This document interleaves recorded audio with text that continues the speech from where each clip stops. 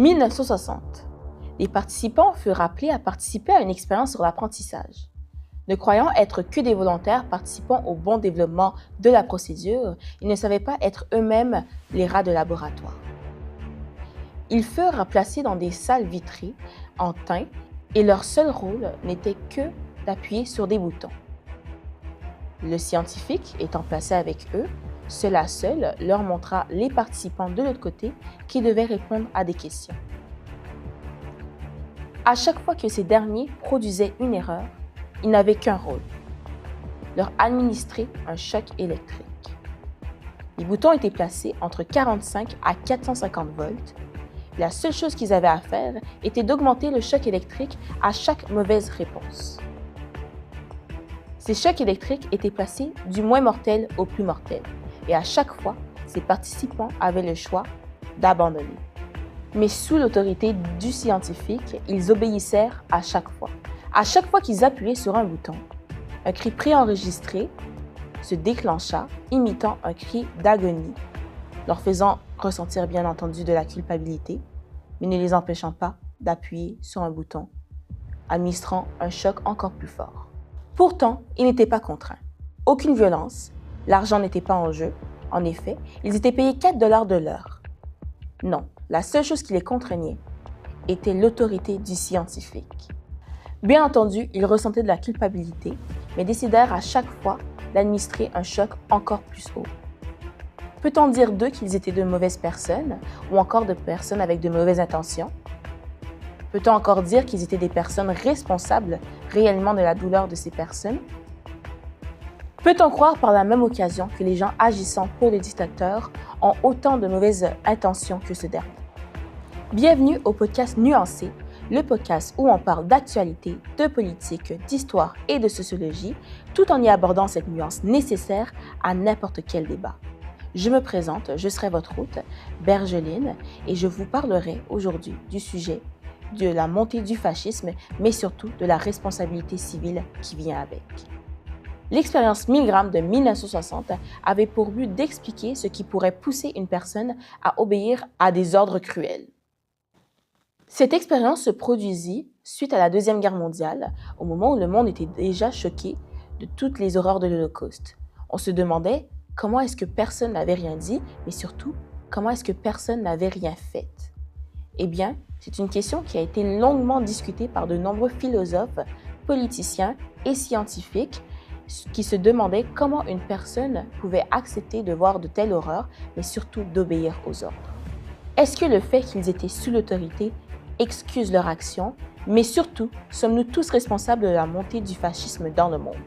Hannah Arendt, survivante des camps de concentration, philosophe née en 1906, aborde justement le thème de la responsabilité civile. Elle a publié un grand nombre d'ouvrages, tels que l'ouvrage du totalitarisme de 1951, La condition de l'homme moderne en 1960 et le très controversé Eichmann à Jérusalem en 1960. Arendt projette deux erreurs systématiques. D'une part, elle refuse le concept d'une culpabilité collective qui imputerait à tous les membres d'un groupe la responsabilité d'une personne individuelle. La culpabilité est purement individuelle et les seules personnes devant se sentir coupables sont ceux ayant effectué des actes condamnables. Cette position sauvegarde l'innocence de ceux n'ayant pas commis ces actes. En revanche, elle refute l'individualisme radical qui affirmerait que nous ne serons responsables que de nos actions et exclusivement nos actions. En tant que membres d'une communauté politique, nous avons une obligation envers les uns et les autres. Ce défi ne nous rend pas responsables des actes passés commis par nos ancêtres. Cependant, elle nous demande d'assumer l'héritage de notre communauté. L'idée de la banalité du mal, formulée par Arendt lors du procès d'Eichmann, modifie radicalement notre perception de la responsabilité éthique. Cette idée démontre que les atrocités les plus horribles peuvent être perpétrées par des personnes banales ayant tout simplement arrêté de réfléchir par elles-mêmes. L'observation d'Eichmann au tribunal amène Arendt à une révélation perturbante. Le mal radical peut découler de personnes ayant simplement arrêté de réfléchir plutôt que de personnes ayant une cruauté exceptionnelle. Eichmann n'était pas un antisémite dévoué, il était simplement un bureaucrate ayant arrêté de réfléchir par lui-même. Le caractère ordinaire de ce personnage contraste largement avec les actes horribles qu'il a causés lors de la Deuxième Guerre mondiale. Cette étude redéfinit entièrement la question de la responsabilité personnelle. Si le mal peut découler d'un manque de réflexion plutôt que d'une intention malfaisante, il incombe alors à chacun de nous de développer sa capacité à juger de façon critique. L'enseignement de la pensée critique devient alors un enjeu important. La question aujourd'hui est comment un citoyen anodin peut devenir l'arme d'un dictateur? Et comment un citoyen qui avait vécu une vie complètement normale, avec des pensées totalement normales, sans idées nécessairement haineuses, peut se mettre à tuer, assassiner ou simplement faire des actes horribles qui ne pourraient même pas être mentionnés ici? Eh bien, pour ça, j'ai décidé de faire une comparaison qui est souvent critiquée, et c'est la comparaison entre les États-Unis sous le gouvernement de Donald Trump et l'Allemagne nazie sous le gouvernement de Adolf Hitler. Commençons avec l'Allemagne nazie avant Hitler. Grâce à la crise économique de 1929, au déboire de la République de Weimar, au nationalisme suscité par le traité de Versailles qui a suivi la Première Guerre mondiale et à l'instabilité de la démocratie émergente, le NSDAP prend du poids au fil des élections. Il finit par obtenir 33,1% des voix lors des élections parlementaires de novembre 1932. Cela a conduit à la nomination de Hitler en tant que chancelier le 30 janvier 1933. Il établit un gouvernement où les nazis ne représentent qu'une minorité, se retrouvent face à des conservateurs résolus à les exploiter pour mettre fin à la République de Weimar et à instaurer un régime traditionnel autoritaire. Toutefois, cela n'a pris que quelques mois à Hitler pour s'installer fermement au pouvoir. Le 27 janvier 1933, l'incendie de Reichstag devient le motif pour la prohibition du Parti communiste, entraînant l'arrestation de ses dirigeants et de 10 000 adhérents. Le 23 mars 1933, les représentants du parti Zentrum s'unissent avec les nazis et les conservateurs pour voir la loi d'inhabilitation, publiée le 24 mars. Cette loi accordait à Hitler une autorité totale pour une durée de 4 ans, prolongeable si nécessaire.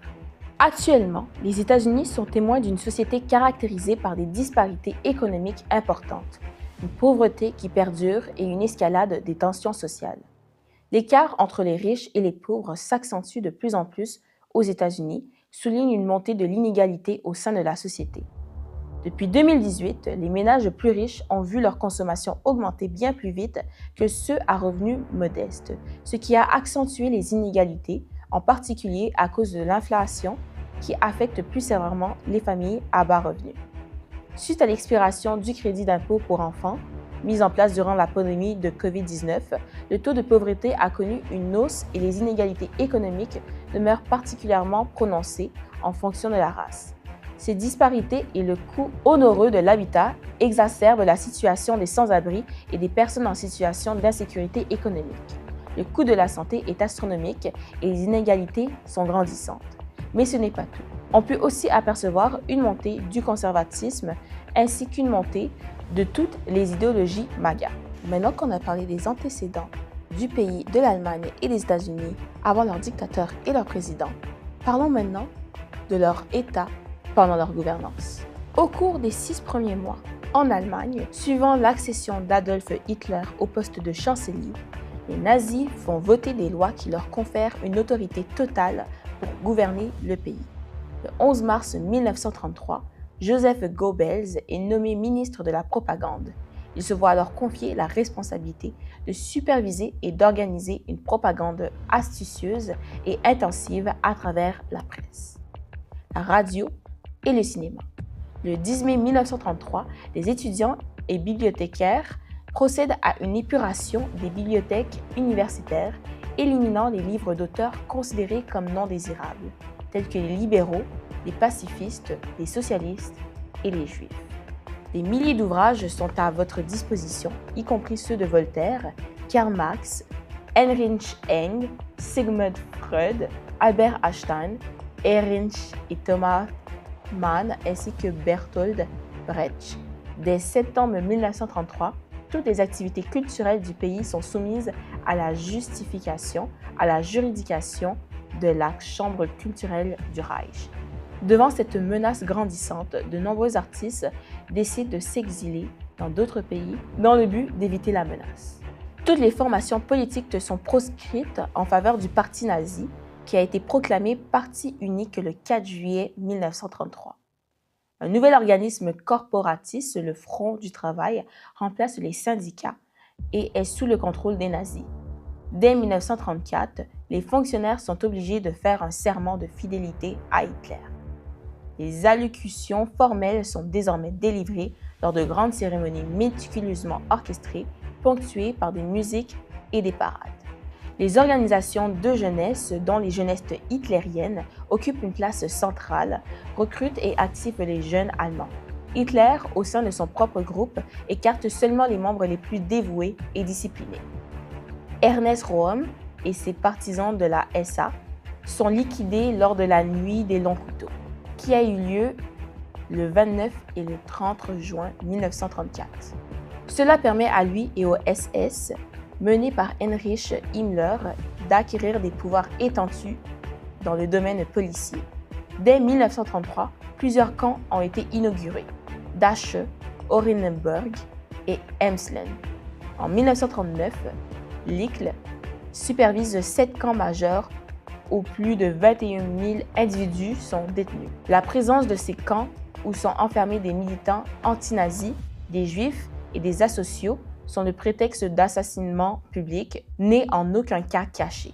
Elle se fonde sur la loi du 14 octobre 1933 autorisant l'incarcération des personnes pour une période indéterminée tant que les forces de l'ordre les jugent indispensables et sans qu'aucun procès ne soit programmé. Une fois arrivés dans les camps, la plupart des Juifs sont retenus à Dachau, Buchenwald et Saskatchewan où ils subissent un traitement particulièrement cruel. Certains d'entre eux sont tués ou succombent à l'épuisement. Maintenant que nous avons parlé de l'Allemagne nazie, parlons maintenant des États-Unis sous le règne de Donald Trump de 2016 à aujourd'hui. Bien sûr, il y a eu une période où il n'était plus président, mais bien sûr, ça va être une période qu'on va simplement éviter sans en parler. Donc, commençons par l'assaut contre le processus électoral, qui est un des signes souvent remarqués lors d'un début du fascisme. On va parler ici de l'insurrection du Capitole du 6 janvier 2021. L'attaque du Capitole de 2021 est considérée comme le plus grave de l'histoire au transfert de pouvoir pacifique. Donald Trump, ayant reçu sa défaite, téléphona au vice-président Mike Pence pour lui ordonner de bloquer la certification pouvoir qu'il n'avait pas à ce moment-là. Puis, face à 53 000 personnes, il déclara à midi « If you don't fight like hell, you are not going to have a country anymore ». Voulant dire « Si vous ne vous battez pas, vous n'aurez plus de pays ». Cette déclaration déclencha une vague de violence dans le Capitole par les supporters de Trump pendant près de 187 minutes. Trump, lui, malgré les supplications de ses conseillers, ne fit rien. Plus tard, il postera un tweet qui augmentera le niveau de violence chez ses mignons. Un tweet critiquant le vice-président en le traitant de lâche. Ce n'est qu'à 16h17, plus de 4 heures plus tard, qu'il demanda aux émeutes de se disperser en vidéo en leur disant « We love you, you are very special », voulant dire « Nous vous aimons et vous êtes très spécial ». De nombreux policiers furent tués dans l'attaque ou se suicida suite à l'attaque. Et plus d'une centaine de policiers furent blessés suite à cette attaque. Suite à l'attaque du Capitole, Donald Trump encouragea une insurrection, chose que son parti considéra comme une trahison. Pourtant, il ne fut jamais condamné pour son acte et il fut même réélu en 2024. Cet événement souleva de nombreux questionnements, non seulement pour les gens dans son parti le supportant, mais aussi pour les gens de l'autre côté. Ils se demandèrent s'ils pouvaient faire ça, est-ce que ça pourrait être pire? Eh bien, j'ai la réponse. Étant dans le futur, en 2026, ça peut l'être. Entre 2019 et 2020, il fut du chantage à l'Ukraine pour pouvoir corrompre les élections entre lui et Joe Biden. Il demanda à Zelensky, président de l'Ukraine, de faire des recherches sur son rival politique Joe Biden et son fils Hunter. En échange, il lui enverrait des aides militaires, l'Ukraine alors en guerre avec la Russie et étant en grande difficulté. Mitt Romney fut le premier sénateur à voter contre son propre parti, disant que corrompre les élections pour garder le pouvoir est la pire violation qu'il puisse imaginer. Ensuite de ça, de nombreux autres événements furent notés, chose que je ne vais pas rentrer en détail, mais que je peux énumérer ici. On peut parler ici des 10 épisodes d'obstruction selon le rapport de Mueller, ou encore les menaces d'annexation du Canada, dans lesquelles il appelait Justin Trudeau son futur gouverneur et menaçait, ce qui faisait de cet acte une menace contre un pays de l'OTAN, chose qui est assez grave dans ce cas-là. On peut aussi parler de l'opération contre le Venezuela en 2026, ou encore la menace militaire contre le Groenland aussi en 2026, qui causa de nombreuses questions face aux liens des États-Unis avec l'OTAN. On peut continuer avec des choses qu'ils furent à leurs citoyens directement.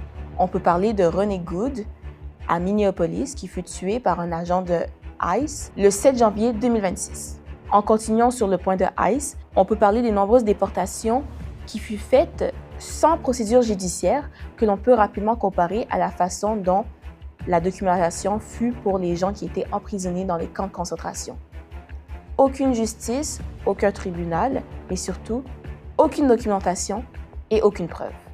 Et pourtant, le juge James Boasberg ordonna le retour des avions, qui fut alors refusé par l'administration. On montre ainsi que Donald Trump non seulement n'obéit pas aux ordres internationaux, mais n'obéit aussi pas aux propres règles et constitutions de son propre pays. Ensuite de ça, si on continue sur le point du fascisme en disant que le fascisme est surtout partagé et surtout synonyme d'un pouvoir qui est concentré sur une seule personne ou sur un petit groupe de personnes, on peut parler de la fois où Donald Trump donna à Elon Musk la tête du département et gouvernement Efficiency le 20 janvier 2025 sans structure légale et le mit à la tête de la structure informatique fédérale. Si on continue sur cette note, on peut aussi parler du langage qu'il utilise pour parler de ses adversaires politiques ou simplement des gens et groupes de personnes qu'il a mis dans une case dans le but de les marginaliser. On peut parler par exemple des termes comme « alien » pour parler des immigrants ou encore la fois où il a parlé de Justin Trudeau comme d'un gouverneur des États-Unis dans le but de changer la mentalité des gens pour les laisser imaginer le Canada comme un futur État.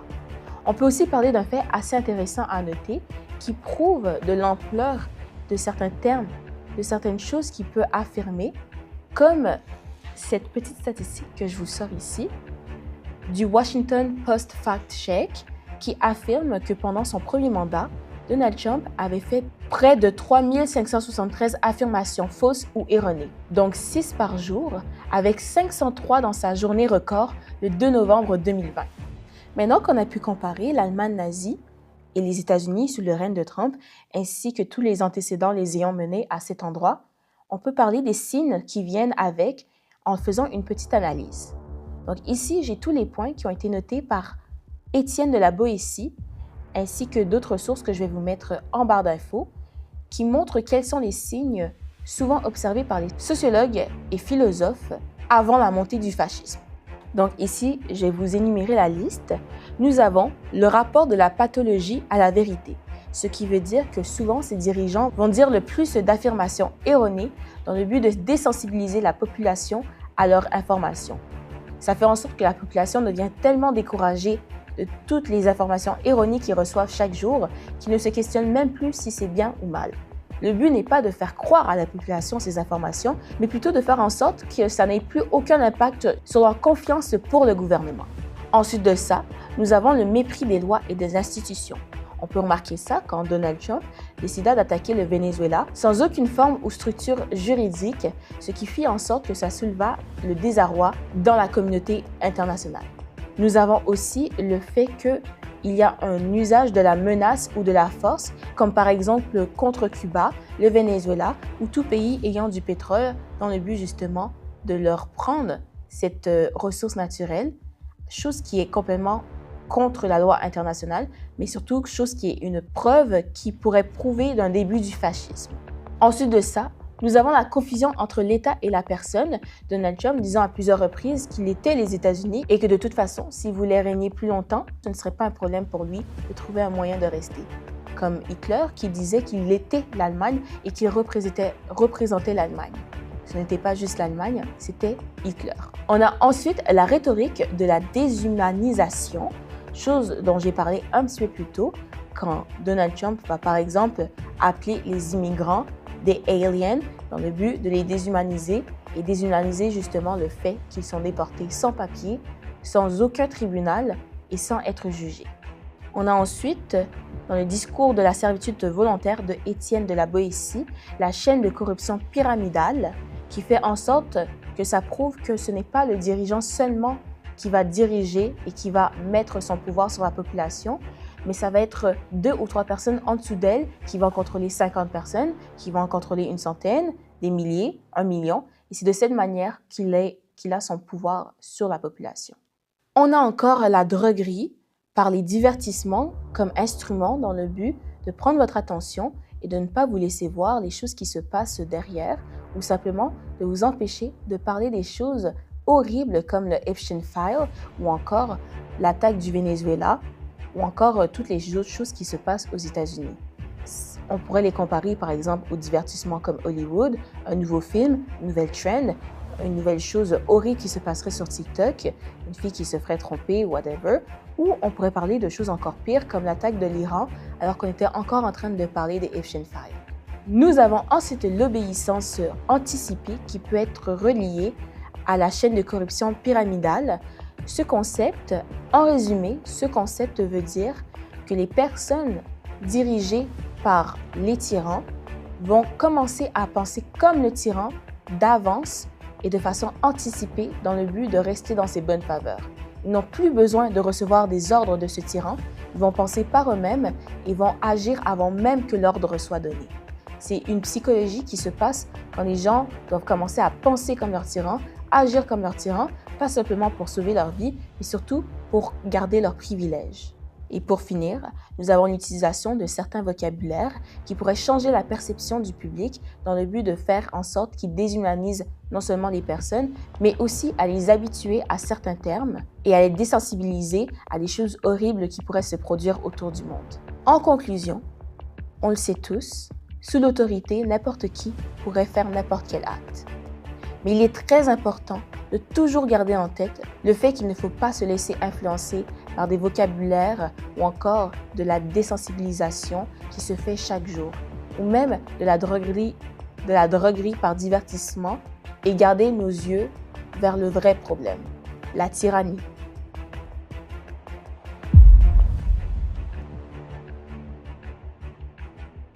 That was hard. God damn! Pause. En fait, il en reste beaucoup. Arrête de bouger!